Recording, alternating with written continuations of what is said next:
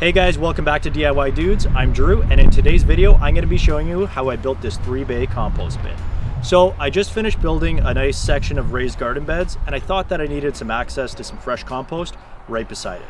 I settled on this design that just uses some skids and steel posts. It may not look the best, but it was absolutely free. Here's how I did it. The first step in building this project was to source out some pallets.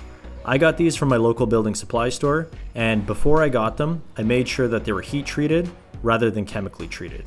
This made sure that no harmful chemicals finds their way into your nice fresh compost. I laid out all my pallets to double check the sizes and make sure they were all pretty good quality. I used the 4-foot high ones for the back, and I settled on some 3-foot high ones for the sidewalls. I laid out the 4 pallets that are going to make up the back wall. I laid them on the ground so that I can make sure that I was going to install the posts that are going to secure the pallets vertically in the right location.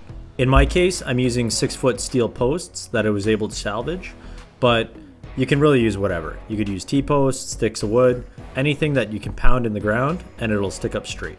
To ensure that I install these all at the right depth, I marked out a line at 2 feet from one end. That way, when I drive these posts into the ground, I can install them to that depth and know I'm in the right spot. To actually install these posts in the ground, get busy with the Sledge Hammer and just simply pound them into place. Once I had 2 installed, I double checked the spacing with a pallet to make sure everything was going to work like I wanted it to.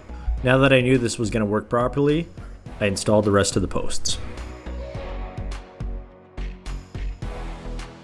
As you're installing the pallets, lift them over top of the posts and slide them right into place.